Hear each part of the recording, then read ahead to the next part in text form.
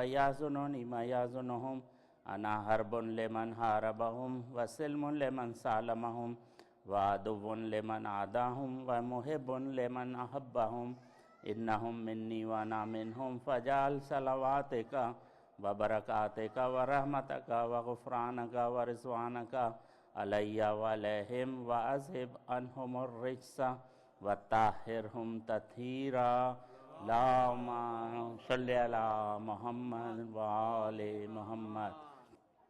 فقال الله عز وجل يا ملائكتي ويا سكان سماواتي إني ما خلقت سمعا مبنية ولا أرضا مدية ولا قمرا منيرا ولا شمسا مزية ولا فلكا يدور ولا بحرا يجري ولا فلكا يسري إلا في محبة هؤلاء الخمسة الذين هم تحت الكساء.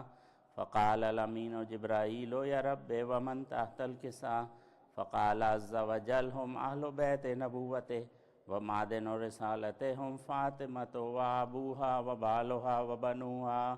اللهم صل على محمد وآل محمد. فقال جبرائيل يا رب أتظن لي أن أهبط إلى الأرض لأكون معهم سادسا؟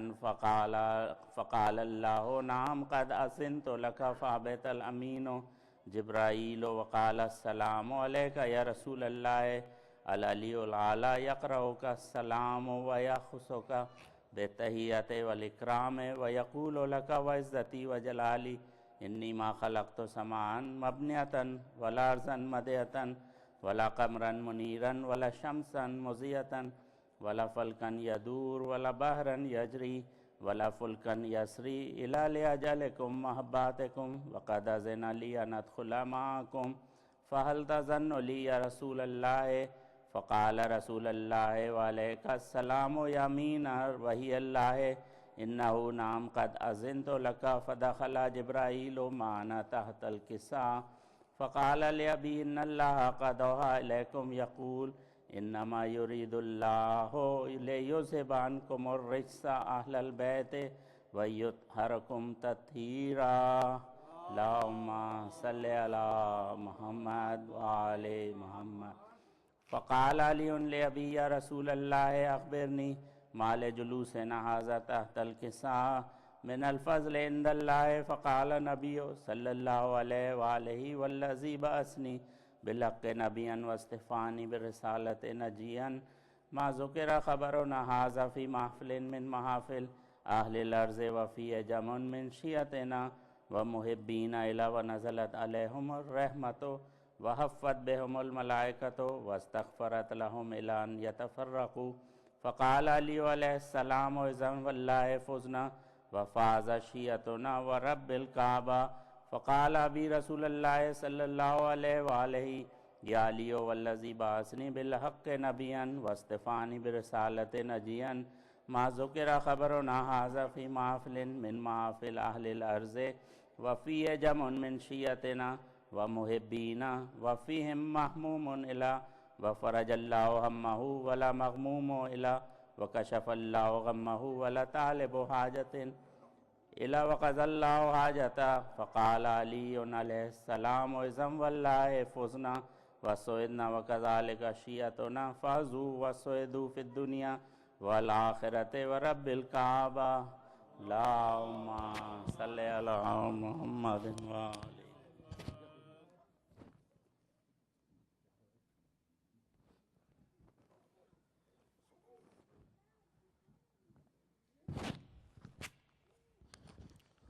باری دیگر صلوات.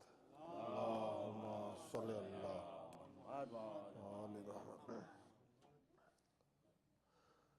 کھنچتی ہوئی زمین پر جو زنجیر پا چلی، کھنچتی ہوئی زمین پر جو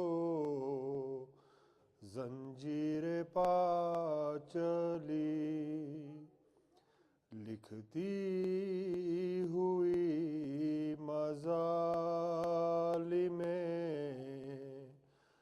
جور و جفا چلی،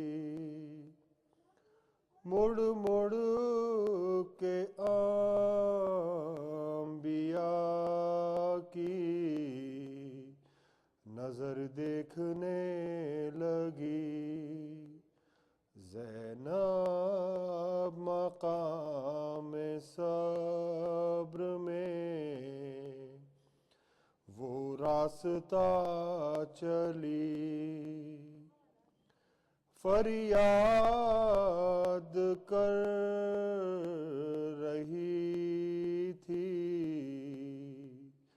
رسن پیش کبریا، جب قید ہو کے ذریت مصطفیٰ چلی، جب حرملا نے تیر کما سے رہا کیا، ناوک کے ساتھ جانب اصغر قضا چلی، دونوں کو پردے پوشیے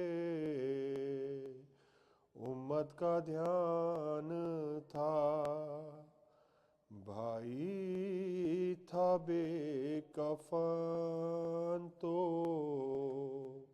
بہن بے ردا چلی، رودا دے کر بلا کوئی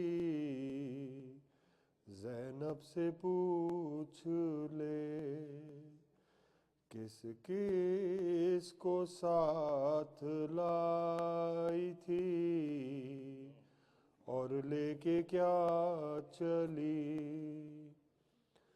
ایک دو پہر میں لٹ گیا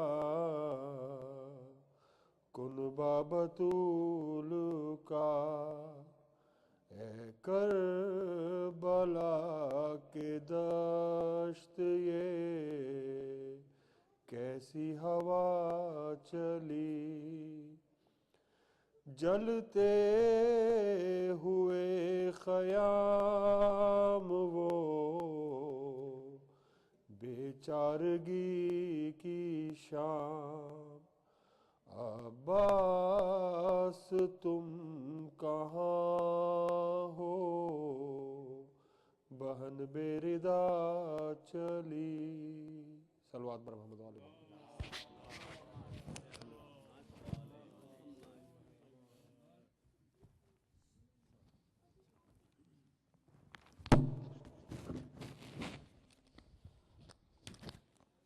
پارے دیگر صلوات۔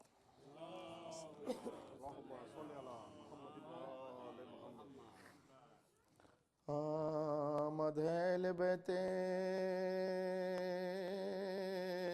پیغمبر کی شام میں،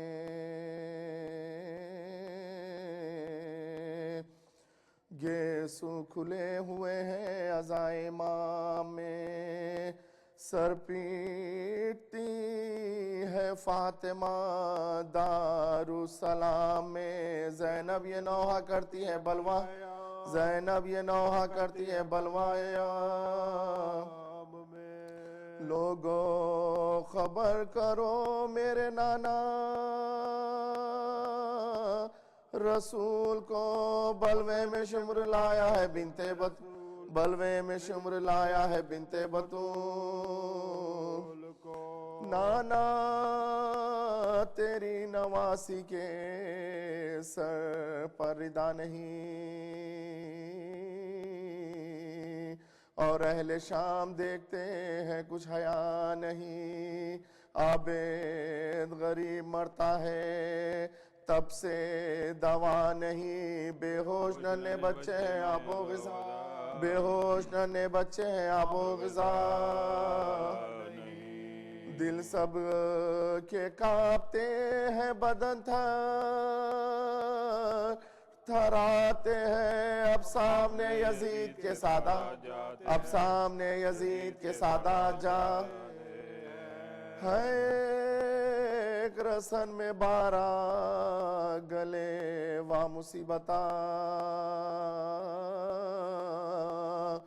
روتے ہیں گودیوں کے پلے و مصیبتاں، بس میں ستمگروں کے چلے و مصیبتاں، خاک عزائے منہ پہ ملے و مصیبتاں، خاک عزائے منہ پہ ملے و مصیبتاں،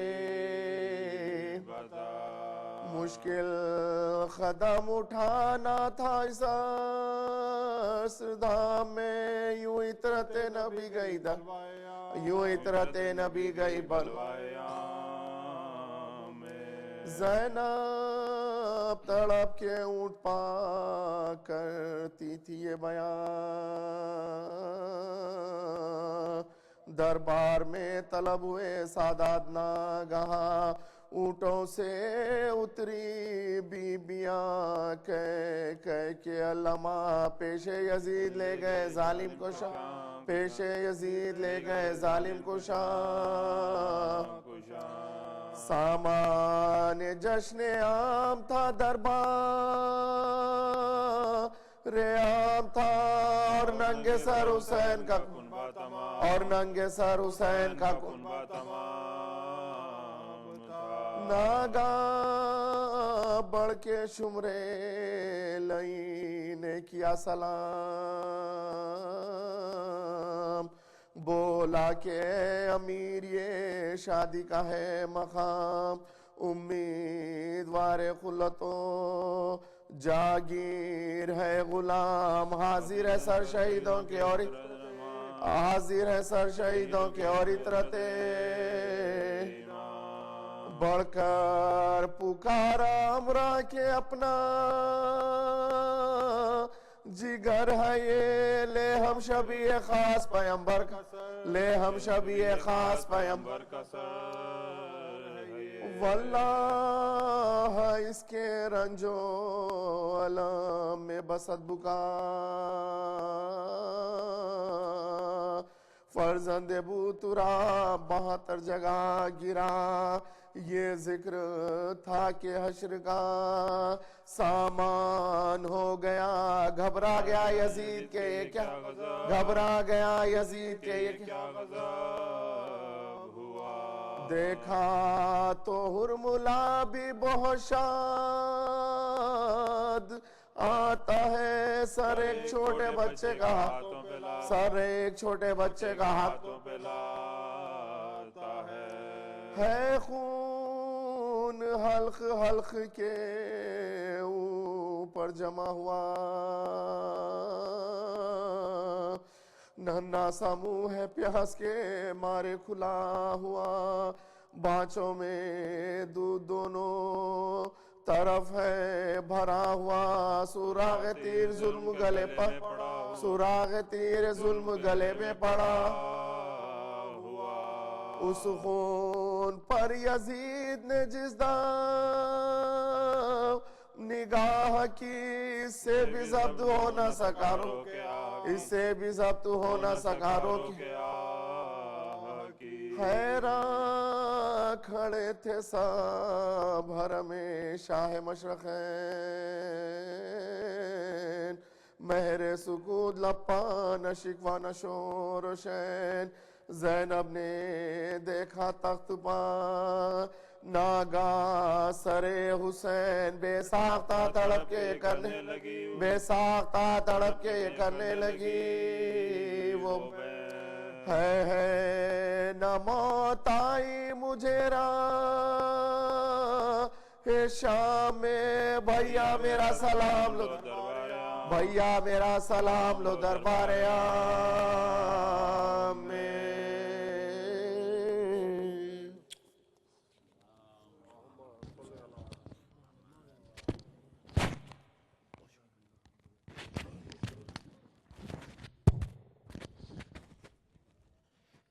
میں قبلہ علامہ اسد یاور صاحب سے گزارش کروں گا کہ وہ ذیب ممبر ہوں برائے خوشنودی امام زمانہ بلند تر صلوات۔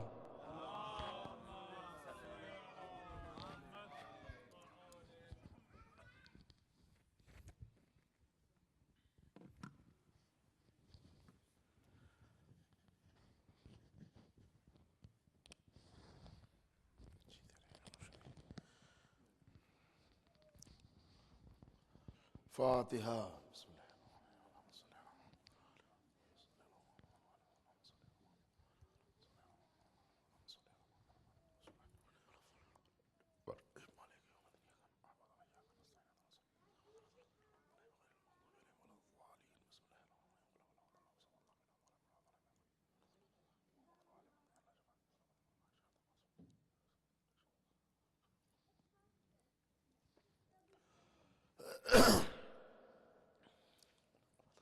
أعوذ بالله السميع العليم من الشيطان اللعين الرجيم. بسم الله الرحمن الرحيم. الحمد لله رب العالمين والصلاة والسلام على أشرف الأنبياء والمرسلين سيدنا ونبينا وشفينا ومولانا بالقاسم محمد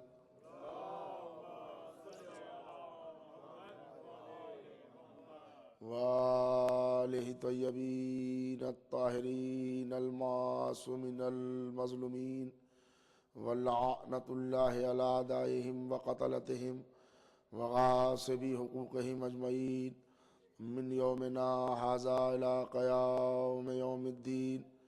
أما بعد فقد قال الله تبارك وتعالى في كتابه المجيد والفرقان الحميد وهو أصدق الصادقين وقول الحق. بسم الله الرحمن الرحيم. لقد أرسلنا رسولنا بالبينات أنزلنا معهم الكتاب والميزان ليقوم الناس بالقسط. صلوات بحضرت محمد اور آل محمد. برادران ایمانی اسلامی، معزز سامعین کرام، علماء کرام کی موجودگی، فرش عزائے حسین اور مولا کے چاہنے والوں کا یہ مختصر سا مہذب مجمع اس خمسہ مجالس کے لیے جس آیہ مبارکہ کو بطور موضوع بطور عنوان پیش کیا گیا، یہ سورۃ الحدید کی آیتوں میں ہے.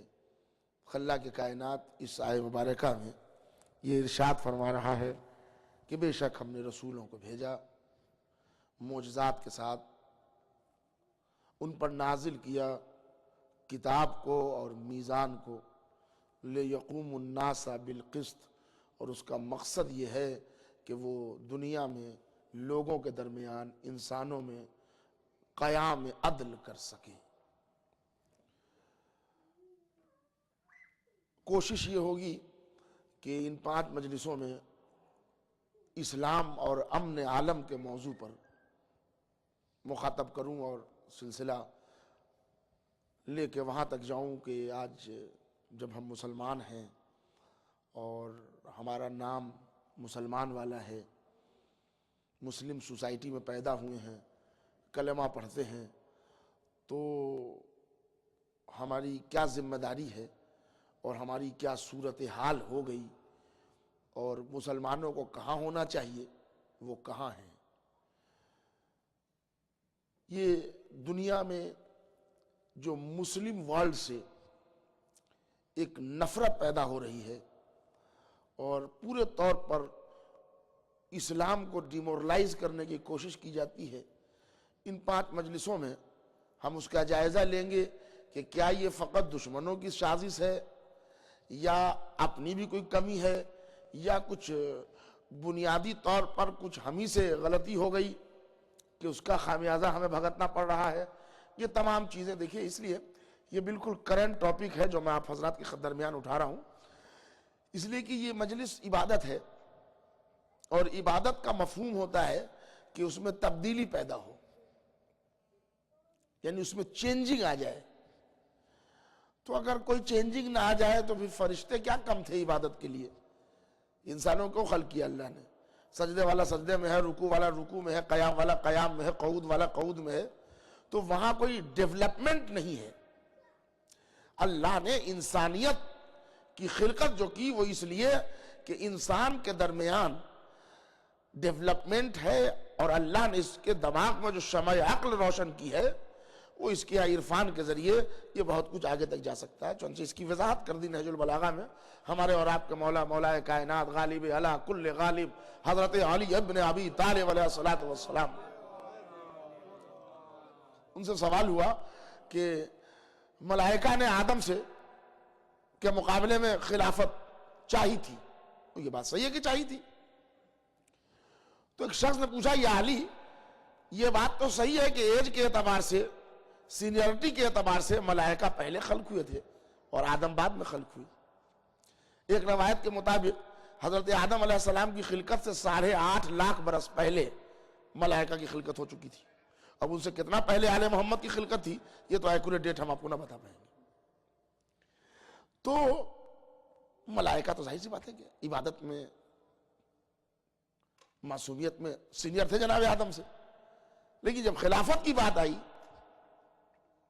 تو جناب آدم کو دے دی گئی.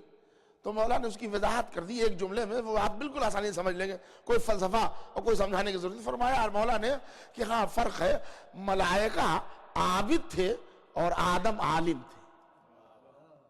آپ سمجھ گئے؟ اس لیے کہ یہاں اضافہ ہوتا ہے، یہاں ترقی آتی ہے. تو اگر مجلس یا عبادت جس طرح کی عبادت آپ کریں، مگر مجبوری کیا ہوتی ہے ہم لوگوں کے واسطے جو خطابت میں علماء کرام موجود ہیں، سب سے بڑی زحمت ہوتی ہے کچھ عبادت کا نام لیجئے تو اس میں کچھ لوگ غلط بات اڑانے لگتے ہیں کہ یہ نماز کے منکر ہیں اور نماز نہیں پڑھنا چاہتے ہو. یہ نہیں، خدا شاہد ممبر سے کہ اگر میں نماز کا منکر ہو گیا تو میں کربلا والوں کا ذاکر کب رہوں گا. اس لیے کہ کربلا کا آغاز اور انجام ہی ایک لفظ سے ہے. اذان علی اکبر سے کربلا شروع ہے، سجدہ حسین پر ختم ہے. تو کربلا والا نماز سے فرار کیسے اختیار کر سکتا ہے؟ لیکن جو اصل گزارش کرتا ہوں وہ یہ کہ نماز منزل نہیں ہے، اللہ کہیں اور لے جانا چاہ رہا ہے. ہم نے منزل سمجھ لیا نماز کو. ہم آئے ہیں یہاں معصوم اذا خانے مجلس پڑھنے کے لیے. کسی میزبان کیا ٹھہریں گے؟ کہیں تو ٹھہرایا جائے گا نا. ہم ان کے گھر ٹھہر گئے، اب وہاں سے ہل نہیں رہے ہیں. کیوں؟ کہ ہم کو بہت اچھا لگ رہا ہے. تو آپ کے اچھا لگنے سے کیا ہوتا ہے؟ آپ کو یہاں رہنے کے لیے نہیں بلایا گیا. منزل آپ کی اذا خانہ ہے، معصوم ہے. ہم فلوریڈا سے آ رہے ہیں، وہ ہیوسٹن سے آ رہے ہیں، تو پیدل تو آئیں گے نہیں، جہاز سے آئیں گے. کہ ہم کو بڑا اچھا لگ رہا ہے، ہم اس میں نہ اتریں گے. تو نہ اتریے گا تو یہ دوسرے ڈیسٹینیشن پر لے جائے گا. وہ پرانا زمانہ چلا گیا کہ دوسرے جگہ لے جائے گا. اب تو پکڑے جائیے گا. آپ کی معاملہ کیا ہے کہ بیٹھا ہے یہ، ہے نا. تو یہ دیکھیے، یہ ذریعہ ہے. یہ جہاز جو ہے نا ہیوسٹن سے شکاگو تک پہنچانے کا ذریعہ ہے، یہ منزل نہیں ہے. ہم مصطفیٰ صاحب کے یہاں قیام، یہ ہم کو یہاں مجلس پڑھوانے کا ذریعہ ہے، اس لیے قیام دیا گیا. یہ ہماری منزل نہیں. منزل یہ ہے کہ ہم آئے ہیں مجلس خطاب کرنے کے لیے. ویسے ہی نماز، روزہ، حج، زکوٰۃ جتنی عبادتیں ہیں وہ منزل نہیں ہے، قربت الہی تک پہنچنے کے لیے ذریعے ہیں. ہم اسی کو منزل سمجھ لیتے ہیں. اور اگر اس کو ہم ٹھہر کے سمجھا دیں تو وہ کہیں گے دیکھیے صاحب انہوں نے تو پڑھ دیا اور نماز کے سلسلے سے ایسا کر دیا. نہیں، سب نماز کے سلسلے سے ایسا ویسا کرنے والے نہیں ہیں. اس لیے کہ میں تو صاف صاف کہتا ہوں کہ وہ مولا کا چاہنے والا نہیں ہے جو نماز سے فرار اختیار کرے. تو یہ اصل گزارش یہ ہے کہ اس زمانے میں اسلام کو اس قدر بدنامیاں جھیلنا پڑ رہی ہیں، اور اس کے بعد ہم بیٹھے بیٹھے ہاتھ میں تسبیح لے کے یہ کہہ دیتے ہیں کہ یہ بڑی قومیں کھیل کھیل رہی ہیں. یہاں جو خلفشار ہو رہا ہے یہ انہوں نے کرایا ہے. اب یہ انہوں نے میں آپ سمجھ لیجئے گا، وہ زیادہ وضاحت کی میرے لیے مجبوری ہے. جہاں مجلس پڑھ رہا ہوں وہ انہوں نے کیا، وہ ایسے ہوا کہ وہ بھی انہوں نے کیا. تو پھر آپ نے کیا کیا؟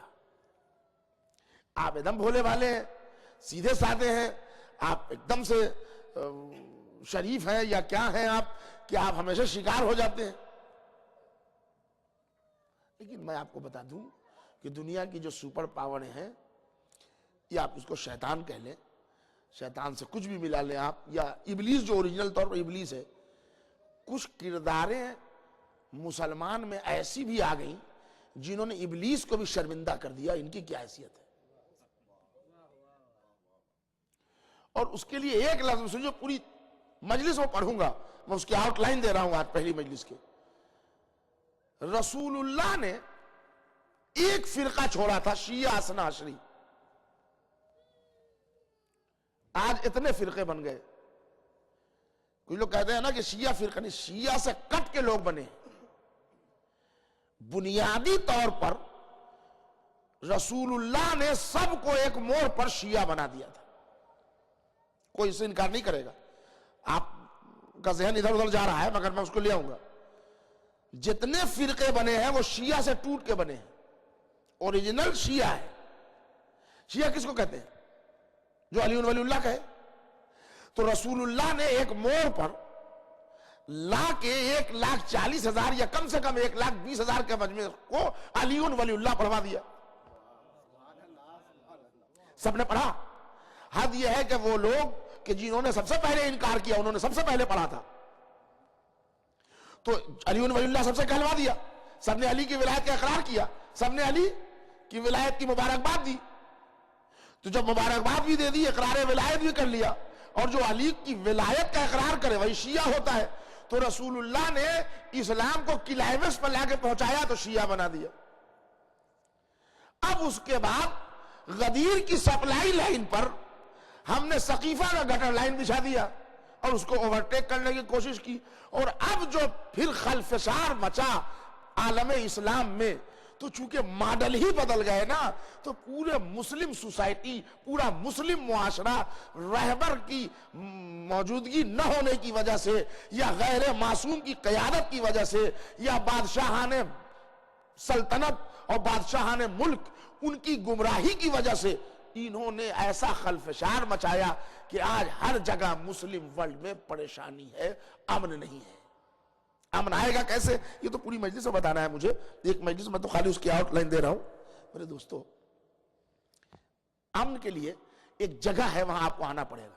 لیکن اس کے لیے میں پیار سے بات کر رہا ہوں. مجلس اگر آن لائن ہے تو جتنے بھائی ہمارے سب سنیں. امن کے لیے ایک موقع ہے جس کا نام ہے مجلس حسین. اور اس میں شیعہ، سنی، حنفی، دیوبندی، بریلوی کسی کی قید تو ہے نہیں. اس لیے کہ یہ محبت اہل بیت کی ظاہری اظہار کا نام ہے مجلس حسین. اور محبت اہل بیت قرآن میں ہے. محبت اہل بیت رسول اللہ نے مطالبہ کیا ہے، قرآن میں واجب ہے. اور جتنے سنی علماء ہیں سب نے لکھا ہے کہ اہل بیت سے محبت. اور اس کے بعد آپ کی پریکٹس میں بھی ہے. اس لیے کہ اہل بیت پر اگر آپ صلوات نہ پڑھیں تو آپ کی نماز نہیں ہو سکتی. تو ہر اعتبار سے اہل بیت کوئی کنٹروورسیل شخصیت نہیں ہے، اور انہی کے نام کی مجلس ہوتی ہے. یہاں اگر آ جائیں گے تو ایک فائدہ ہوگا. سنیے، اب وہ فائدہ کیا ہوگا کہ یہاں جیسے ہی آپ داخل ہوں گے نا تو ایک انقلاب ہی آئے گا کہ ظلم بھاگتا رہے گا، مظلومیت سے محبت بڑھتی رہے گی. اس لیے کہ یہاں مظلوم کی یاد ہوتی ہے. اور یہ جو ماتم ہوتے ہیں نا، اصل میں یہ ماتم نہیں ہے، مظلومیت کے اتنے مہر لگ جاتے ہیں کہ یہاں سے اب ظلم نہیں ہوتا. اور آپ 1500 برس کی مسلم تاریخ پڑھ لیجئے. میں بالکل ببانگ دوحل مجلس پڑھ رہا ہوں کہ ایک بھی آزادار آپ کو ایسا نہ ملے گا جو دنیا میں دہشت گردی پھیلا رہا ہو. وہ اس لیے نہیں ملے گا کہ جب وہ آزادار ہے تو مظلوم والا ہے، جب مظلوم والا ہے تو ظالم سے نفرت کرے گا، تب ہی مظلوم والا بنے گا. ایک بات تو یہ ہو گئی. اچھا، دوسری بات یہ کہ ہم نے اسلامی رہبری میں جو خلط ملت کیا وہ تو سب کیا ہی کیا کہ معصوم کو اوورٹیک کر لیا اور وہ سب کیا جلتے. لیکن جو مسلمانوں کو ایک نمونہ بنا کے دیا وہ ایسے نام ہیں: خالد بن ولید، صلاح الدین ایوبی، محمود غزنوی، اورنگزیب رحمت اللہ علیہ. اور کچھ نام میں مصلحتاً نہیں لے رہا ہوں اس لیے کہ وضو کر کے آیا ہوں. صلوات بھیج دیں محمد اور آل محمد.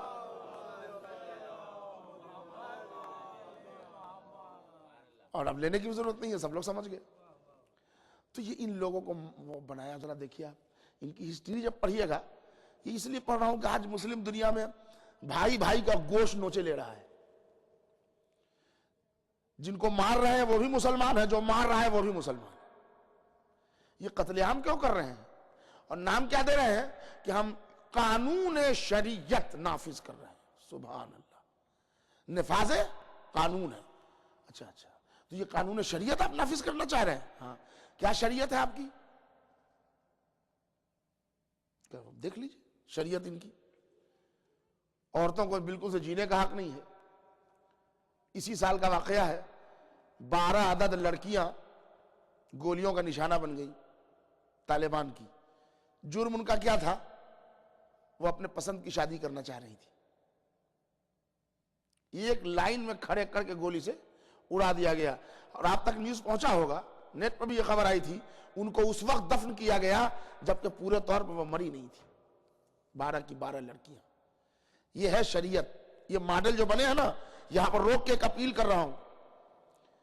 علماء کرام موجود ہیں اور آپ بھی اتنی بات جانتے ہیں، کیا یہی شریعت محمدی ہے؟ لڑکی اپنے پسند سے شادی نہیں کر سکتی یا لڑکا اپنے پسند سے شادی نہیں کر سکتا؟ بہت سے لوگ ڈر رہے ہیں، کیا نہیں کر سکتا اسلام میں؟ بھائی بالکل کر سکتا ہے. اچھا، اگر جن لوگوں کے دل میں شک ہے ان کے لیے دور کرنے کے لیے قرآن کی آیت پڑھ دوں. ارشاد ہو رہا ہے، لَقَدْ كَانَ لَكُمْ فِي رَسُولِ اللَّهِ أُسْوَةٌ حَسَنَةٌ. مسلمانوں تمہارے واسطے ہے رسول اللہ کی زندگی نمونہ عمل ہے. آپ قائل ہیں اس کے؟ بھئی دیکھیے، مجمع کی کمی کا احساس ذاکر کو ہوتا ہے، اگر مجمع کو ہو جائے تو یہ الٹا گیئر ہو جائے گا.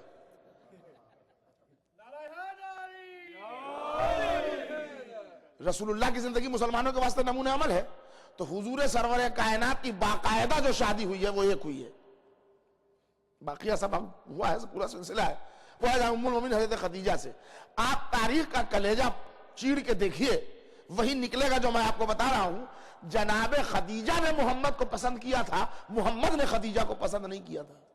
تو اگر عورت پسند کی شادی نہیں کر سکتی ہے تو خدیجہ سے محمد کی شادی ہوئی کیسے؟ اچھا ہوا کہ یہ یہی تھے، وہاں ہوتے تو خدیجہ بھی ان کی گولیوں کا نشانہ بن جاتی. سلامات بھیج دیں محمد اور آل محمد. میرے سرکار، میں تو ابھی آؤٹ لائن دے رہا تھا مگر اس پوائنٹ پر میں لے آیا ہوں کہ وہ چھوٹے بچے بھی سن رہے ہیں، پس پردہ خاتون بھی ہیں اور آپ حضرات بھی ہیں، کہیں غلط انٹرپریشن نہ ہو جائے اگر اس کو مکمل نہ کروں. تو اب ذرا روک کے اس کو مکمل کر دوں کہ خدیجہ نے رسول اللہ کو پسند کیا ہے.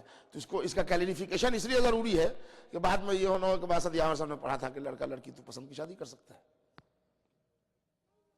اب وہ لوگ جو اپنی پسند کی شادی کرنا چاہتے ہیں ان کو ایک خواہ کا فائدہ مل جائے.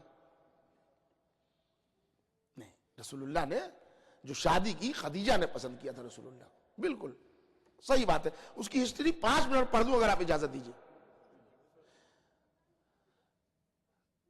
حضور سرور کائنات خدیجہ کے یہاں ملازم ہے.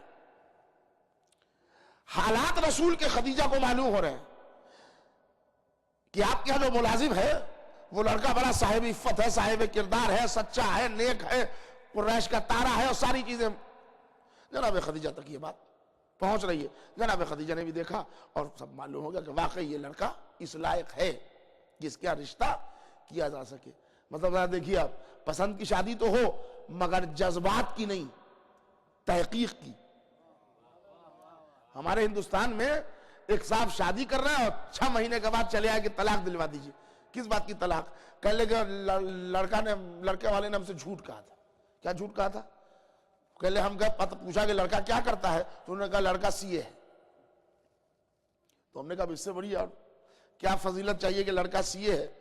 اور اس کے بعد تو بس ہم نے جلدی شادی کر دی. اور اس کے بعد 1 ہفتے کے بعد پتا چلا کہ لڑکا کپڑا سیتا ہے. تو انہوں نے پوچھا کہ یہ کیا ہو گیا؟ تو دھوکہ دے دیا. انہوں نے کہا دھوکہ نہیں دیا، ہم نے کل بھی کہا تھا کہ لڑکا CA ہے، ہم آج بھی کہہ رہے ہیں کہ لڑکا CA ہے. مگر آپ انگریزی والا CA سمجھ رہے تھے، ہم محاورے والا CA سمجھ رہے تھے. صلوات بھیج دیں محمد اور آل محمد. نہیں، تحقیق کیجئے. لڑکی کی بھی ذمہ داری ہے جو پسند کی شادی کرے. کیا تحقیق؟ دیکھیے جناب خدیجہ نے جب دیکھ لیا کہ لڑکا اس لائق ہے کہ اس سے رشتہ کیا جائے، تب آنکھ بند کر کے ہاں نہیں کہا.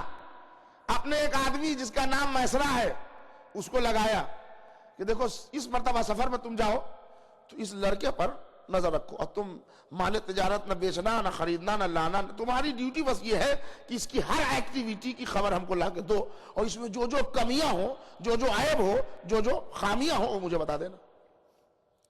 میسرہ گیا، پلٹ کے آ گیا۔ خدیجہ نے میسرہ کو بلایا، بٹھالا، کہا بتا اس محمد میں تو نے عیب کیا کیا دیکھے؟ تو میسرہ کہتا ہے کہ بی بی یہ جب چلتا تھا نا تو اس کے سر کے اوپر ابر کا ایک ٹکڑا سایہ فگن تھا۔ تو خدیجہ نے کہا وقت کی بربادی مت کر، میں عیب پوچھ رہی ہوں، یہ تو تعریف کر رہا ہے۔ کبھی بھی جب یہ سڑک پہ آتا تھا تو دونوں طرف کے درخت کی شاخیں اس طرح جھک جاتی تھی جیسے اس کے قدم کو چوم رہی ہوں۔ خدیجہ کہتی ہے میسرہ میں تجھ سے عیب پوچھ رہی ہوں، کمی کیا ہے؟ کبھی بھی ہاں ایک بات تو میں بتانا بھول گیا، ہمیشہ جو ہم لوگ قافلے میں مشک و عنبر لے جاتے تھے، خوشبو جو پسینے وغیرہ کی وجہ سے بو آ جاتی تھی تو اس کا استعمال کرتے تھے، وہ اس مرتبہ ڈبہ کھلا ہی نہیں، اس جوان کے جسم سے وہ خوشبو پھیل رہی تھی کہ پوری فضا معطر ہو رہی تھی۔ تو خدیجہ نے کہا میسرہ میں تجھ سے عیب پوچھ رہی ہوں۔ تو میسرہ نے ہاتھ جوڑا اور جوڑ کے کہا شہزادی عیب یہ ہے کہ یہ بے عیب ہے۔ اب یہ جملہ کہہ گیا جو کہنا تھا، عیب یہ ہے کہ یہ بے عیب ہے۔ اب مجلس بعد میں پڑھوں گا، ایک جملہ یاد آ گیا، عالم اسلام بڑے شرم کا موقع ہے، میسرہ کافر ہے، ابھی مسلمان نہیں ہوا، وہ تو کہہ رہا ہے کہ محمد بے عیب ہے۔ کس نگاہ سے محمد کو دیکھ رہا ہوں؟ کافر کی نگاہ سے تو محمد بے عیب نظر آتا ہے۔ اور جب مسلمان ہو گئے تو تم ہی نکال لو کہ یہ بھول جاتے تھے، اور جب غصے میں ہوتے تھے تو رسول نہیں ہوتے تھے۔ اب میں کیا بتاؤں آپ سے؟ جناب خدیجہ نے پاس کر دیا کہ نہیں لڑکا صحیح ہے۔ اب دیکھیں پسند کی شادی ہو سکتی ہے، اس کی کنڈیشن سنیے آپ۔ خدیجہ نے اپنے بزرگ خاندان جناب ورقہ بن نوفل کو خبر دی۔ جناب ورقہ بن نوفل نے رسول اللہ کے بزرگ خاندان حضرت ابو طالب کو خبر دی۔ تو ابو طالب نے کہا میں آپ کے آنا چاہتا ہوں۔ تو ورقہ نے کہا نہیں، آپ کا اعزاز، آپ کا رتبہ، آپ کی شان یہ ہے کہ آپ وہی تشریف رکھے، میں آتا ہوں۔ تو ابو طالب نے کہا نہیں، جو دستور ہے کہ لڑکا والے جاتے ہیں وہ بڑا ہونا اور شان ہونا، کہ نہیں آپ متولی کعبہ ہیں، آپ رئیس بطحہ ہیں، آپ زحمت نہ کیجیے۔ ابو طالب نے کہا نہیں میں آتا ہوں، وہ خود آئے۔ یعنی ابو طالب نے ورقہ کے دروازے پر آ کے بتا دیا شان ہونا اپنی بات ہے، ضرورت کے لیے چل کے جانا اپنی شان ہے، اور چلے گئے۔ اور وہاں پہ ایک واقعہ ہوا جو ہو سکتا ہے کہ آپ سمجھ لیں پڑھنے میں کہ بے ضرورت ہے، مگر میں ضرورتاً پڑھ رہا ہوں۔ ورقہ بن نوفل نے کھڑے ہو کے ابو طالب کو وہاں بٹھایا جہاں خود بیٹھے تھے۔ یہ حیرت کی بات اس لیے کہہ رہا ہوں کہ دستور عرب یہ ہے کہ جو چیف آف دا فیملی ہوتا ہے اس کے واسطے ایک الگ سے مسند، ایک الگ سے چادر بچتی ہے۔ عمر ابو النصر نے جو کتاب لکھی ہے سعید العرب، اس میں آپ کو ملے گا کہ رسول اللہ کے واسطے، ابو عبد المطلب کے واسطے خانہ کعبہ کی دیوار سے ملا کے ایک چادر بچتی تھی۔ اور مورخ لکھتا ہے کہ غیر تو غیر ان کے بیٹوں میں بھی ہمت نہیں تھی کہ اس چادر میں پاؤں رکھ دے۔ مطلب سمجھے آپ، عرب کا دستور تھا کہ جس مسند پر بزرگ خاندان بیٹھتا تھا، گھر کے بھی کوئی اور افراد، ورقہ بن نوفل اس مسند سے اٹھے اور ابو طالب کو وہاں بٹھانا چاہا جہاں خود بیٹھے تھے۔ ابو طالب نے کہا نہیں، دستور عرب کے خلاف، یہ کوئی بات نہیں، یہ آپ کی جگہ ہے، آپ بیٹھیے، میں یہاں بیٹھ جاتا ہوں۔ انہوں نے ہاتھ پکڑا، کہا نہیں، آپ رئیس مکہ ہیں، آپ متولی خانہ کعبہ ہیں، آپ کا اعزاز، آپ کا رتبہ، آپ کی عظمت بہت بلند ہے، لہذا آپ یہاں بیٹھیے۔ اور اس کے بعد ہاتھوں کو جوڑ کے ورقہ نے جناب ابو طالب کو اس مسند پر بٹھایا جس پر خود بیٹھتے تھے۔ ہے نا آپ کو حیرت کہ جب یہ دستور نہیں تھا تو انہوں نے بٹھایا کیوں؟ اصل میں یہ گئے تھے لڑکی لانے، اور ورقہ نے بتایا کہ شریف بیٹیوں کے باپ اور چچا مسندیں لوٹا نہیں کرتے، مسندیں دیا کرتے ہیں۔ صلوات بھیج دیں محمد اور آل محمد پر۔ اب مجھے تو جو کہنا تھا میں نے کہہ دیا۔ آپ کا ذہن پہنچ گیا؟ آپ کا ذہن پہنچا کہ نہیں پہنچا؟ میں کہاں لے جانا چاہ رہا تھا؟ ٹھیک ہے صاحب۔ جناب خدیجہ نے کہا کہ نہیں ٹھیک ہے، وہ رشتہ طے ہو گیا۔ اور اس کے بعد باقاعدے سے حضور سرور کائنات وہاں گئے اور عقد ہوا۔ اب بس گفتگو تمام ہو گئی۔ یعنی اسلام میں الاؤڈ ہے کہ لڑکا لڑکی اپنے پسند سے شادی تو کرے، مگر بزرگ خاندان کے مشورے سے کرے، ان کی مخالفت کر کے نہ کرے. یہ ہے نمونہ. نمونے کا مطلب یہ نہیں ہے کہ وہ ابا سمجھا رہے ہیں تو نہیں سمجھے، چچا سمجھا رہے ہیں تو نہیں سمجھے، آنکھ بند نہیں، وہ پاگل ہو رہے ہیں اس لیے کہ اتنی کیا ہو گیا، آپ کچھ نہیں، وہ زہر کھا کے مرنے پر تیار ہے، اتنے اندھے ہیں کچھ دکھائی نہیں دیتا. اچھا تھوڑے ہی دن کے بعد اتنی روشنی پڑ جائے گی کہ دن میں ستارے آپ گن سکتے ہیں. وہ ہو تو لینے دیجئے. ایک درود پڑھ دیں محمد اور آل محمد.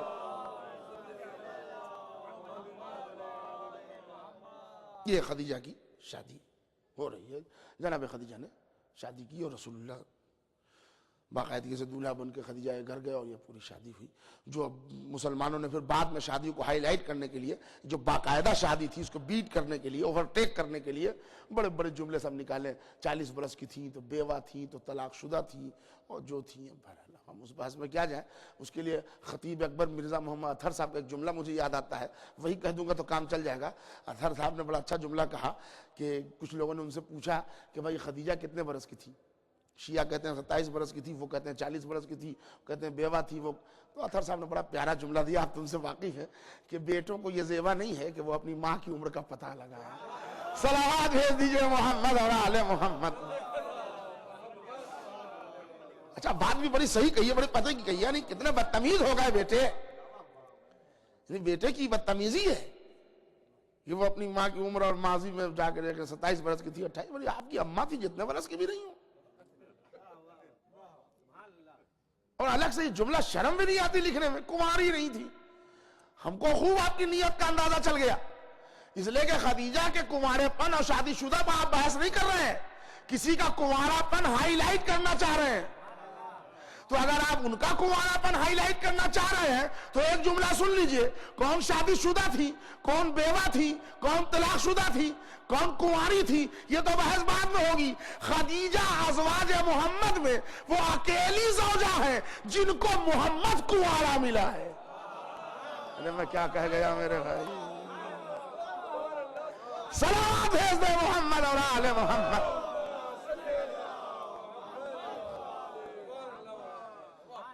یہ جو آیت دی گئی ہے اس کا بھی حق ادا کیا جائے گا، اس پر بھی گفتگو ہوگی، مگر موضوع رہے گا اسلام اور امن عالم. ہم نے جو اب قانون شریعت نافذ کیا اور لڑکیوں کو گولی سے بھون رہے ہیں اس لیے کہ وہ اپنی پسند کی شادی کر رہی ہیں. ہندوستان کے ہر چینل پر نشر ہوا، ہر اخبار نے لکھا کہ اسی سوات میں ایک 17 برس کی لڑکی، اس کا خود بھائی پاؤں پکڑے ہوا ہے اور اس کو تازیانے مارے جا رہے ہیں، اور تازیانہ مارنے والا یہ بڑی داڑھی رکھے ہوا ہے. جرم کیا ہے اس لڑکی کا؟ اس لڑکی نے جو 17 برس کی ہے اس نے 75 برس کے ایک مرد سے شادی کرنے سے انکار کر دیا. اس کا بھائی بھی مار رہا ہے کہ یہ تو خلاف شرع تم نے کر لیا. کیا 75 برس کے بزرگ سے اگر وہ شادی کرنے سے انکار کر رہی ہے تو کیا اسلام میں اتنے حق نہیں دیے ہیں؟ یہ کون سا قانون لانا چاہ رہے ہیں؟ جب ہم نے بڑی تحقیق کی، دیکھیے موضوع کو دریافت کرنے کی کچھ وجہ ہے جو سناؤں گا آپ کو پوری مجلس میں. جب تحقیق کی کہ یہ قانون شریعت کون سی شریعت ہے، کون سا دین ہے، تب پتا چلا کہ یہ کچھ دور ہے جس کو یہ سنہری دور کہتے ہیں، گولڈن پیریڈ. یہ 3-4 زمانہ ہے جن کو خلافت راشدہ کہتے ہیں. یہ دور راشد لانا چاہتے ہیں.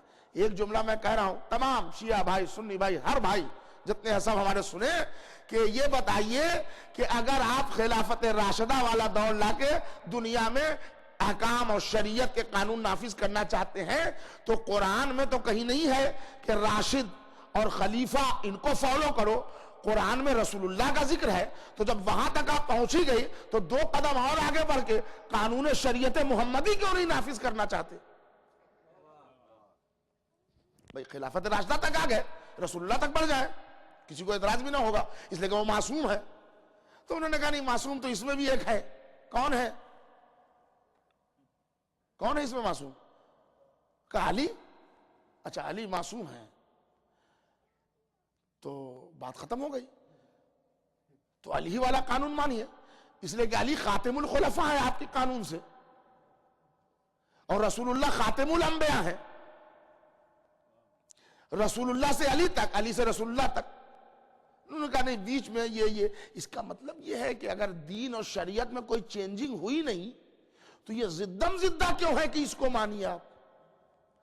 اسی زدم زدہ نے مسلمانوں کے اندر وہ جہالت بھر دی کہ وہ خوخار بھیڑیا بن گئے، درندہ صفت لوگ. عبادت کے اعتبار سے وہ کمزور نہیں ہے، نمازیں تو خوب پڑھ رہے ہیں، بڑھا بڑھا کے پڑھ رہے ہیں، نہیں پڑھ رہے ہیں.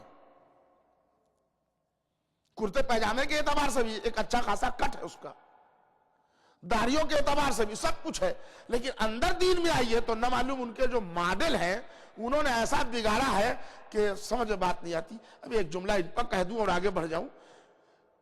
جو میں نے نام لیے خالد بن ولید، جو عہد کا ایک اس زمانے کا بہت بڑا غنڈہ تھا، اس کو انہوں نے نمونہ بنایا ہے. صلاح الدین ایوبی، اس میں کیا خوبی تھی. اورنگزیب، یہ رحمت اللہ علیہ کیا ہوا، اس کی تاریخ آپ کو معلوم ہے. اگر رحمت اللہ علیہ اورنگزیب ہے تو شاہجہاں کیوں نہیں ہے، اکبر کیوں نہیں ہے، ہمایون رحمت اللہ علیہ کیوں نہیں ہوگا؟ مغل امپائر کی سب بادشاہ ہیں. انہوں نے کہا نہیں، آپ تاریخ پڑھیے. اورنگزیب وہ بادشاہ گزرا ہے جس نے سادات کا قتل عام کیا، جس نے شیعان علی کا قتل عام کیا، جس نے حنفی المسلک اہل سنت کا قتل عام کیا، صوفیاء کرام کو مارا. تو اس کا مطلب یہی ہوا نا کہ جو جتنا خون بہاتا ہے آپ اس کو اتنا ہائی لائٹ کر کے ہیرو بناتے ہیں. یہ کون سی شریعت نافذ کرنا چاہتے ہیں میرے بھائی؟ دردمندانہ اپیل ہے. محمود غزنوی، غازی بت شکن، یہ کہاں بت توڑے انہوں نے؟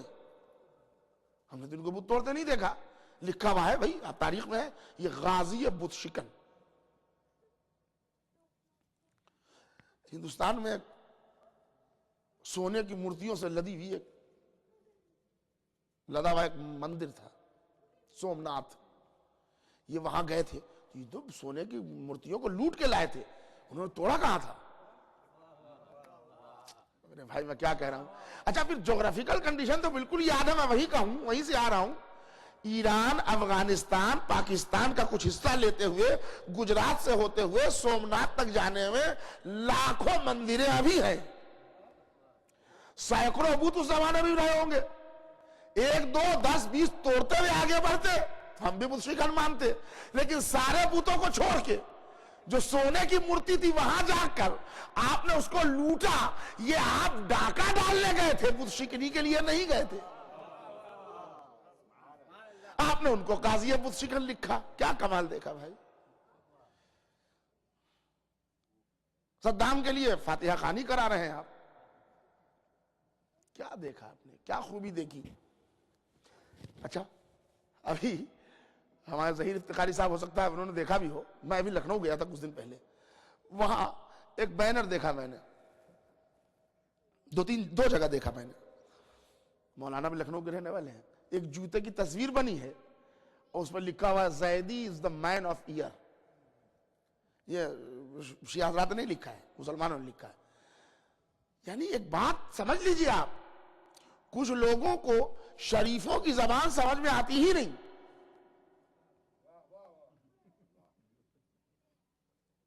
آپ بھی سمجھ گئے ہوں گے میں کیا کہنا چاہ رہا ہوں. یہ جوتے کی تصویر اور اس میں زیدی کا نام لکھ کے مین آف دا ایئر کر دیا آپ نے. دیوبند کا فتویٰ آیا ہے بھائی کہ زیدی سچا مسلمان ہے اس عہد کا. اب ہم سمجھے کہ آپ آدمی کی بات نہیں سمجھتے، جوتے کی زبان جلدی سمجھ میں آتی ہے. کون سا کارنامہ ہے زیدی کا، جس کو پھول کا مالا پہنا دیا آپ نے اور مین آف دا ایئر کہہ دیا، اور بڑی تعریفیں ہو رہی ہیں پوری دنیا میں. اور حد یہ ہے کہ جہاں سے قتل عام کا فتویٰ آتا ہے وہاں سے آیا ہے کہ سچا مسلمان ہے. کام کیا ہے اس کا؟ زیدی نے کیا کام کیا کہ ایک ظالم پر جوتا پھینکا؟ تو پھر اس قانون کے مطابق تو ہم لوگ مین آف دا صراط مستقیم ہوئے. اب اس جملہ کہہ دوں بات آپ تک پہنچ جائے. وضاحت کا ٹائم نہیں ہے اور نہ مصلحت اور نہ موقع، کوئی اجازت نہیں دے رہا ہے کہ میں اس کی وضاحت کروں.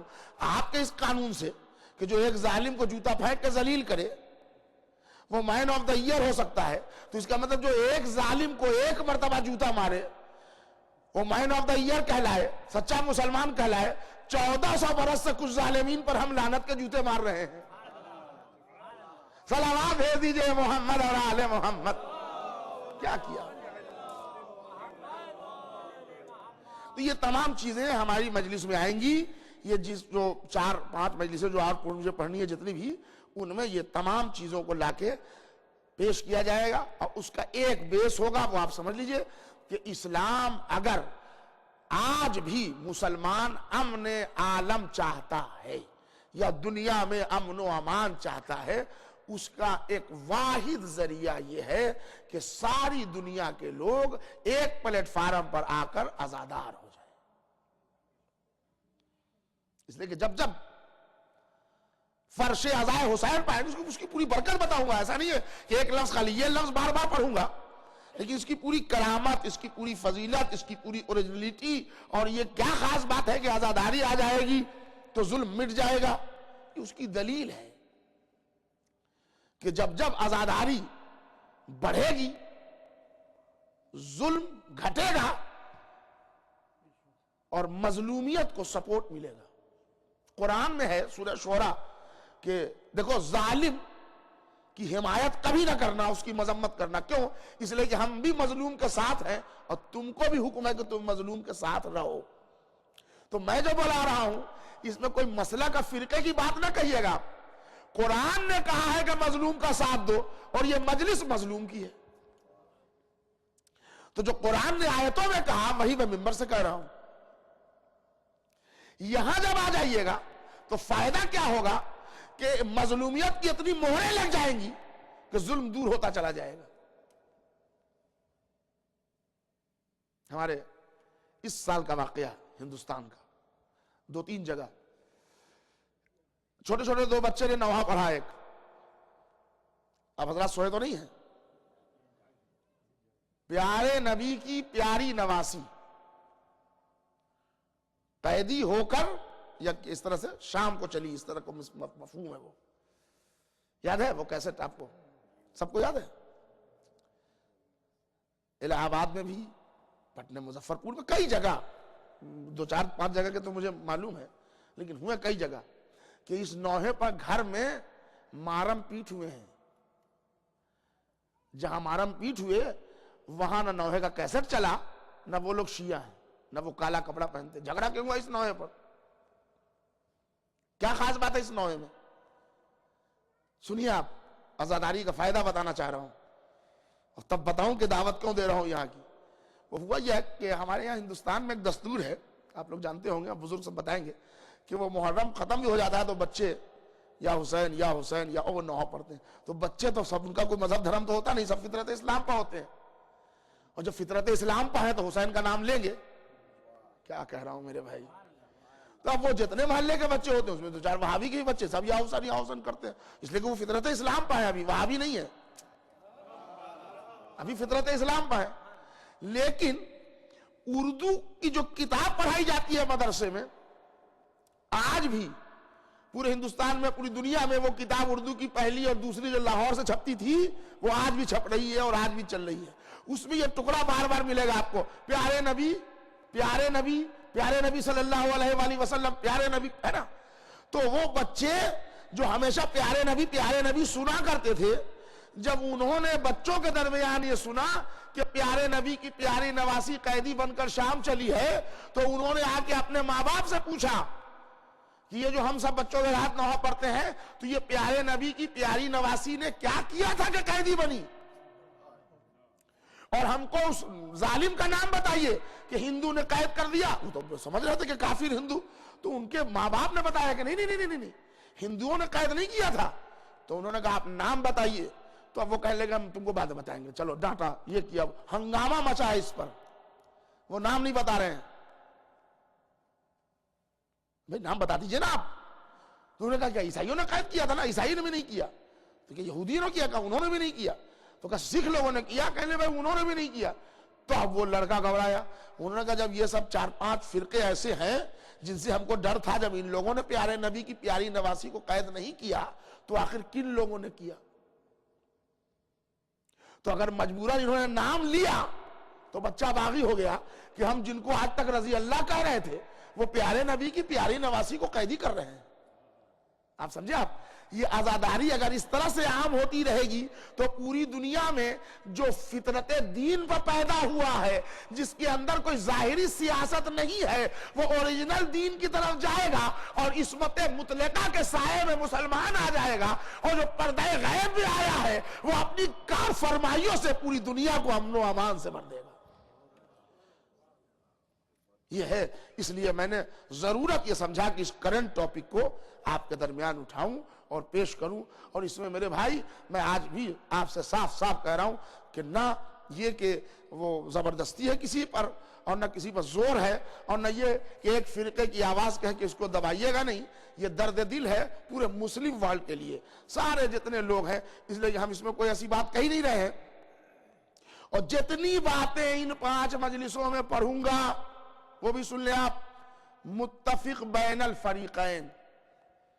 یہ بھی نہیں کہہ سکتے آپ کہ یہ فلاں کے یہاں کی روایت ہے. جن کو سارے مسلمان مانتے ہیں وہ پڑھوں گا، اور پھر قرآن کا حوالہ دوں گا. تو اب قرآن میں تو کوئی کہہ نہیں سکتا ہے کہ ان کا ہے یا ان کا ہے، قرآن سب کا ہے. اور اس کے بعد عظمت کے حوالے سے جو حوالے دوں گا اس میں 99% یہ خیال رکھا جائے گا کہ جس پر سارے لوگ متفق ہوں، مطلب مسلمان کے ہر فرقے والے متفق ہوں، وہ بیان دیا جائے گا کہ کسی کی دل آزاری بھی نہ ہو اور ہمارا پیغام بھی پہنچ جائے. اس لیے کہ اب جی نہیں چاہتا کہ مسلمانوں کی اتنی تھوڑی تھوڑی برداشت ہو. آپ ذرا بتائیے کہ کیا ان کردار سے اگر کسی کو پیش کیا جائے، طالبان ہو، القاعدہ ہو، جو بھی ہو، کہ آپ اسلام قبول کیجئے، ان کی صورت سے کوئی مسلمان ہوگا؟ کم سے کم 5 لوگ یونائٹڈ اسٹیٹ میں مسلمان ہو کے بدل گئے. ان کے پورے فہرست ہے میرے پاس. ان کی کہنے اگر یہی دین ہے تب تو ہم کو یہ دین نہیں چاہیے. تو ضرورت اس بات کی ہے نا کہ معصوم کا آئینہ دکھائیے. ماتھر لکھنوی مسلم شاعر نہیں تھا، ہندو تھا، ٹیکا لگاتا تھا، مگر 4 مصرے جو اس میں کہے تو مسلمانوں کو شرمندہ کر دیا. وہ کہتا ہے کہ جام پا جام پیا پھر بھی مسلمان رہے، جام پا جام پیا پھر بھی مسلمان رہے، زہر اماموں کو دیا پھر بھی مسلمان رہے، زہر اماموں کو دیا پھر بھی مسلمان رہے. جام پا جام پیا، قیامت کے مصرے کہہ دیے، جام پا جام پیا پھر بھی مسلمان رہے، زہر اماموں کو دیا پھر بھی مسلمان رہے. یہی گر دین تو اس دین سے توبہ ماتھر شک رسالت پہ کیا پھر بھی مسلمان رہے.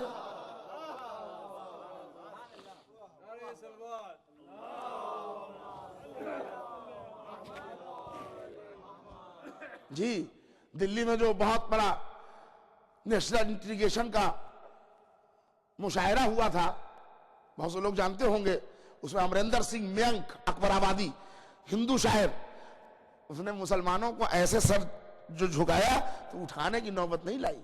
ایک شعر پڑھے تھے اس نے.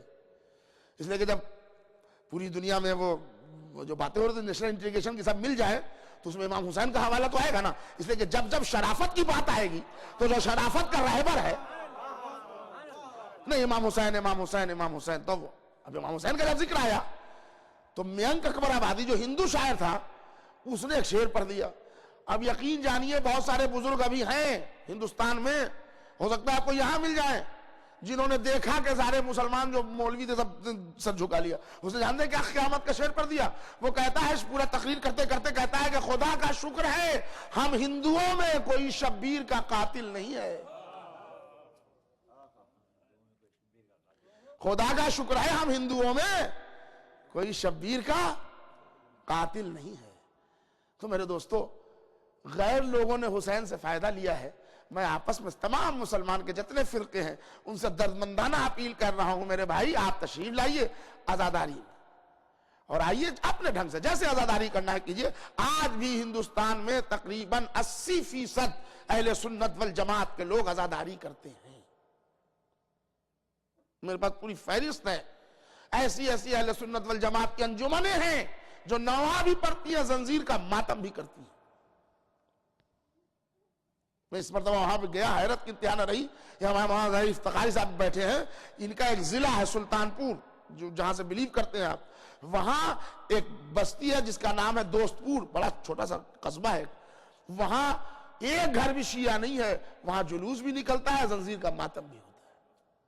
تو ایسا نہیں ہے حسین کے نام پر. اچھا پھر دیکھیے بڑے بڑے اور لوگ, انہوں نے سب نے حوالہ دیا امام حسین کا, اس لیے کہ جب انسانیت کو ضرورت پڑی ہے نا, تو وہ حسین کے حوالے سے پبلک کو جمع کرتے ہیں.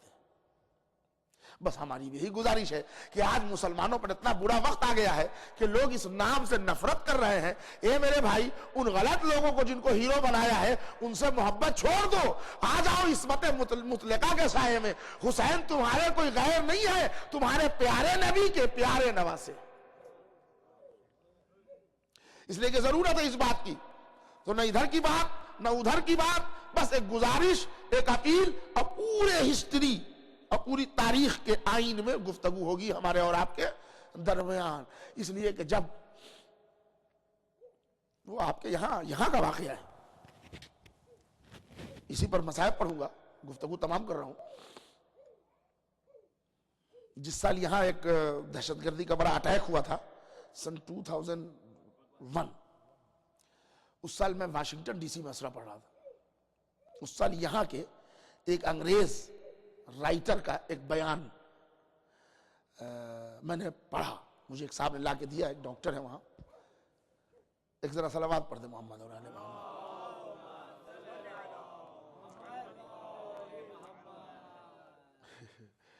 دیکھیے اصل میں یہ جو بچپنا ہوتا ہے نا, یہ سمجھئے بچوں کا زیور ہوتا ہے, مگر یہ کہ بہرحال انہوں نے وہ کر لیا, اور اللہ سلامت رکھے. اس طرح سے عزا خانے میں اگر یہ آتے رہیں گے تو اسی سے رونق اور بڑھتی رہے گی. تو اس سے کوئی ایسی بات نہیں ہے, ہم ڈسٹرب نہیں ہو رہے تھے, مگر یہ کہ آپ لوگ بار بار ادھر مڑ کے دیکھ رہے تھے, تو اس لیے بہرحال سلامت.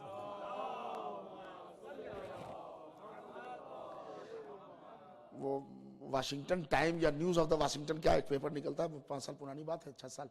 مجھے دکھایا یہاں, اس کے سیکنڈ پیج پر ایک آرٹیکل تھا. یہاں کے ایک عیسائی جو مسلمان بھی نہیں ہے, شیعہ تو دور کی بات, انہوں نے لکھا کہ ایک ریلیجن آف پیس ہے جس کا نام شیعہ اثنا عشری ہے, اور اس کی 2 وجہ انہوں نے لکھی تھی. انہوں نے لکھی کہ اس کی وجہ 2 یہ ہے. دیکھیے آج میں نے آیت کہاں قطع نہیں کیا, تو خالی آؤٹ لائن میں نے دی ہے. اس کی ایک وجہ یہ ہے, دیکھیے ہماری آیت سے جوائن ہو رہی گفتگو, کہ یہ قوم جو شیعہ ہے اس سے امن و امان کی امید ہے, اور یہ پیس والا مذہب امن و امان والا مذہب ہے, اس لیے کہ اس کی 2 وجہ ہے. ایک وجہ تو یہ ہے کہ کسی ریلیجن میں ان کا گارجین, ان کا مربی, ان کا رہبر باقی نہیں ہے سوائے اس قوم کے, اور اس قوم کا جو رہبر زندہ ہے, اس قوم کے بے راہ روی سے بچنے کے لیے اس قوم کی سب سے بڑی بات یہ ہے کہ اس آنے والے رہبر کا ایکوریٹ ٹائم اس قوم کو معلوم نہیں ہے. کیا سمجھے آپ؟ یعنی امام زمانہ کے ظہور کا صحیح دن آپ نہیں بتا سکتے, ہم نہیں بتا سکتے, ہے نا. علامتیں جو کہہ لیجئے آپ, اشارے جو کہہ لیجئے, وہ یہ لکھتا ہے یہی ایک بہت بڑی وجہ ہے کہ یہ قوم راہ راست پر ہے. اس لیے کہ ایک تو اس کو امید ہے, اور دوسری یہ ہے کہ کبھی یہ غلط کام اس لیے نہیں کر سکتی کہ ہر چند یہ ڈر ہے کہ کب آ جائیں. ایک بات, اور اس کے بعد کیا جملہ لکھا اس نے, بھائی میں کیا بتاؤں, عیسائی مذہب کا تھا. دیکھیں ہم شرافت کی قدر کرتے ہیں, ہم ریلیجن اور مذہب اور اس کے اصول کے آدمی نہیں ہیں. ہم جہاں جہاں انسانیت ہوتی ہے ہم اس کی قدر کرتے ہیں. اور وہ لکھتا ہے کہ اس قوم میں دہشت گردی یا مار کاٹ اس لیے نہیں ہے کہ اس قوم کے لوگ رسول اللہ کی بیٹی، اب وہ جملے اس کے تھے جو میں ٹرانسلیٹ کر کے پڑھ رہا ہوں، رسول اللہ کی بیٹی فاطمہ زہرا کو فالو کرتے ہیں، مانتے ہیں، اور وہ اتنی جینیس لیڈی تھی، اتنی ذہین تھی کہ اس قوم کو رونے پر لگا دیا ہے، اس لیے کہ یہ قوم جتنا ستائی گئی ہے، اگر نبی کی بیٹی فاطمہ نے اپنی ذہانت سے، کیا جملہ کہا ہے سنیے میرے بھائی، اگر نبی کی بیٹی فاطمہ زہرا نے اپنی ذہانت سے اس قوم کو گریہ اور رونے پر نہ لگایا ہوتا تو دنیا کی سب سے بدترین قاتل قوم یہی ہوتی،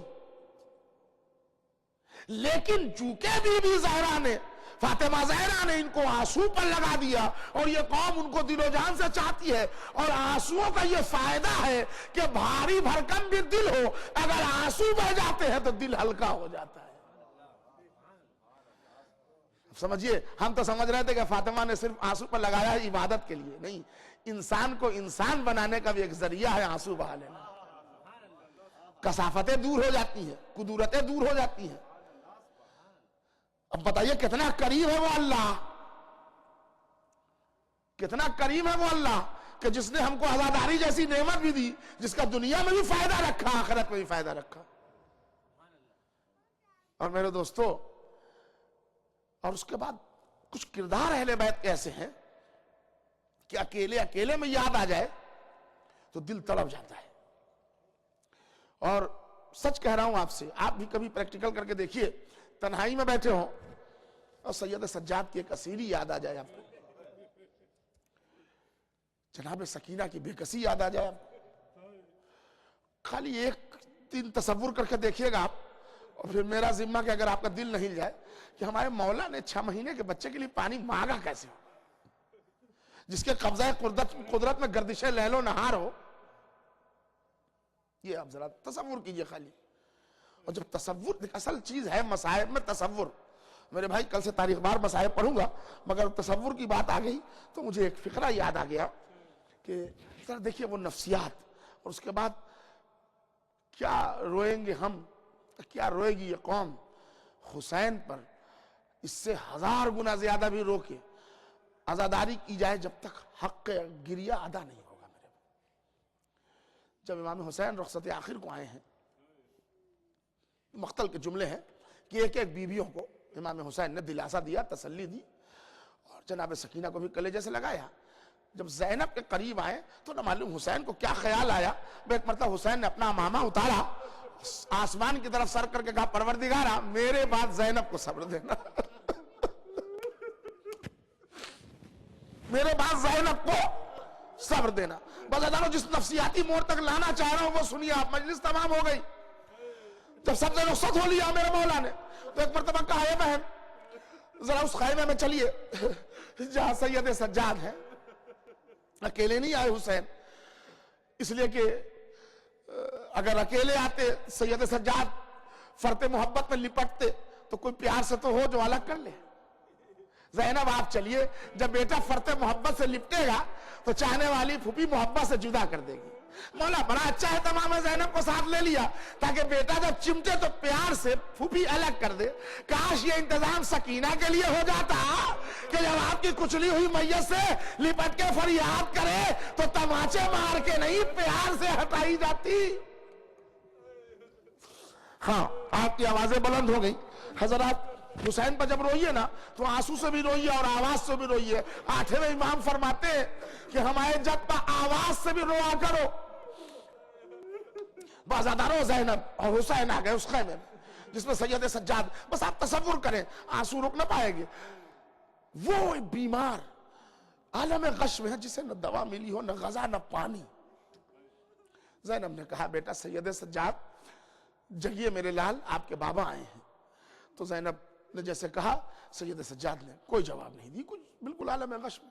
پھر ایک مرتبہ درد بھری آواز بڑھائی، بیٹا سید سجاد آخر وقت ہے، بابا آئے ہیں۔ مگر آنکھیں بند، ایک مرتبہ شانہ پکڑ کے زینب نے آہستہ سے ہلایا، میرے لال تمہارے بابا سرہانے کھڑے ہیں۔ پھوپھی اماں میں جاگ رہا ہوں، خیر ہے؟ کہا سرہانے بابا کھڑے ہیں، ملاحظہ کرو۔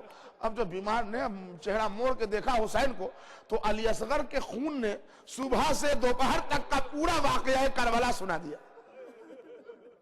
جب بابا کے کوئی اس عالم میں دیکھا تو ایک دم سے تھرا گئے اور تھرا کے کہا اینا اینا حبیب ابن مظاہر. حسین نے کہا بیٹا وہ تو قتل کر دیے گئے. تو کہا اینا اینا اخی علی الاکبر, میرا بھائی علی اکبر کیا ہوا؟ حسین نے کہا بیٹا وہ بھی قتل کر دیے گئے. تو جیسے ہم پر مصیبت بہت پڑ جاتی ہے تو عباس کا نام نکلتا ہے نا.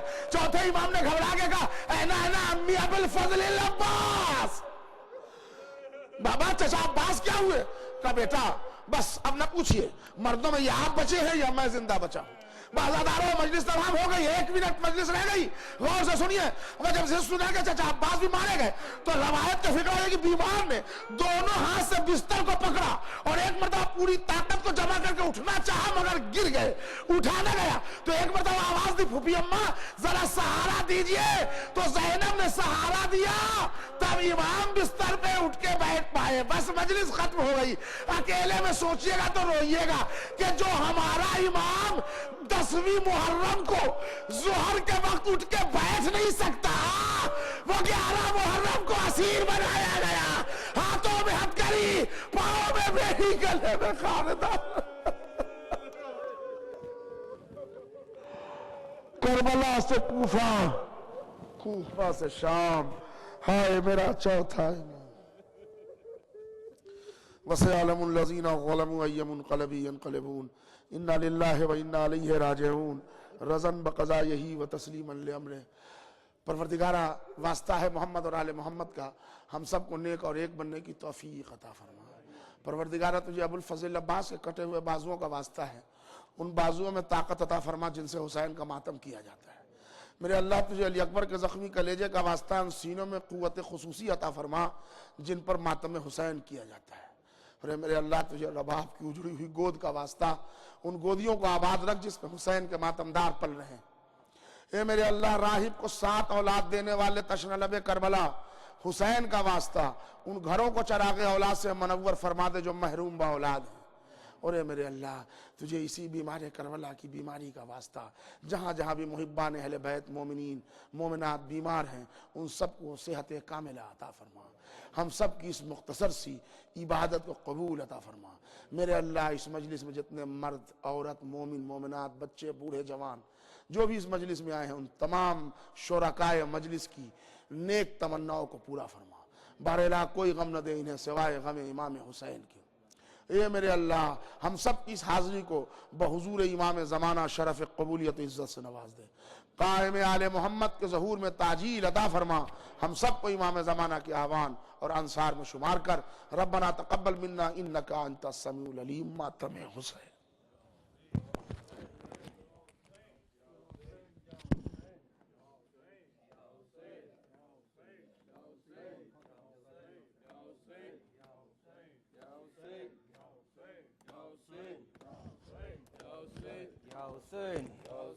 Ya Hussein, Ya Hussein, Ya Hussein, Ya Hussein, Ya Hussein, Ya Hussein, Ya Hussein, Ya Hussein, توڑ کر حلقے آنکھوں سے جو